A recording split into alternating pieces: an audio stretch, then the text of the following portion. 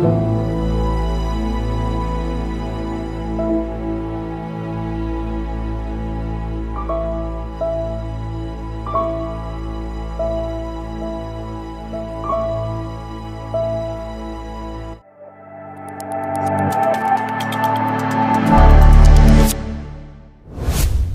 নামাজ পড়ার সময় যদি অর্ধ রাকাত না পাই, পরে অর্ধ রাকাত পূরণের জন্য একবার সালাম ফেরানোর পর দাঁড়াবো নাকি দুইবার সালাম ফেরানোর পর দাঁড়াবো?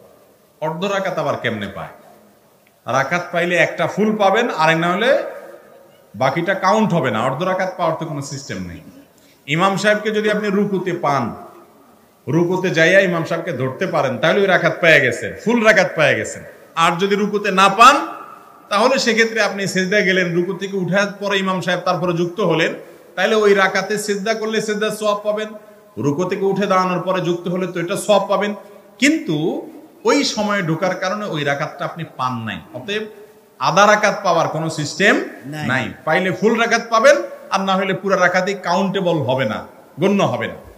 এখন কথা হলো, এক রাকাত মিস হোক আর দুই রাকাত মিস হোক বা আধা রাকাত মিস হোক, মূল প্রশ্ন হলো ইমাম সাহেব একদিকে সালাম ফেরানোর পরে দাঁড়াবো নাকি দুই দিকে সালাম ফেরানোর পরে দাঁড়াবো?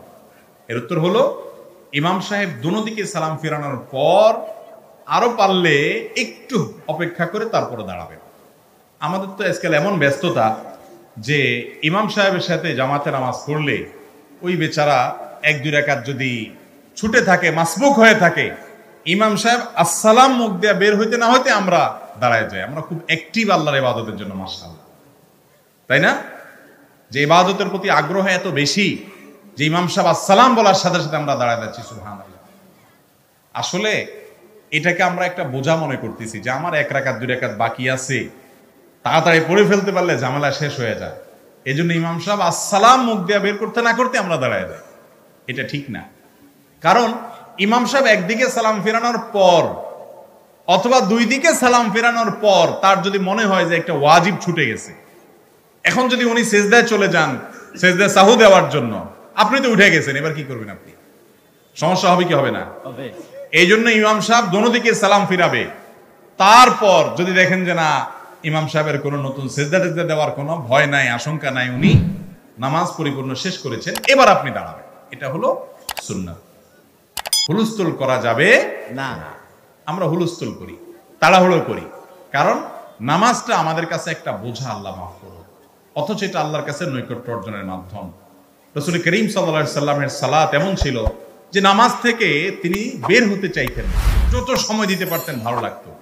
আজও আমি বলি, ভাই একটু সময় নিয়ে ধীরে ধীরে কি বলছেন সেটার অর্থটা বুঝে বুঝে নামাজ পড়েন। আপনি বিশ্বাস করুন, নামাজ আপনার ছাড়তে ইচ্ছা করবে না। নামাজ একটা অত্যন্ত প্রেমময় ইবাদত, আল্লাহর সাথে বান্দার কানেকশনের সবচেয়ে বড় মাধ্যম, মূল মাধ্যমই হলো সালাত। অতএব একটু সময় নিয়ে কি বলছেন অর্থগুলো খেয়াল করেন, দেখবেন আপনার সালাত থেকে বের হতে ইচ্ছা করবে না, অথচ আমরা তাড়াহুড়ো করি। যাই হোক, ইমাম সাহেব দোনো দিক সালাম ফেরানোর পরে তারপরে কি করতে হবে? মাসুক ব্যক্তি দাঁড়াইতে হবে, তার আগে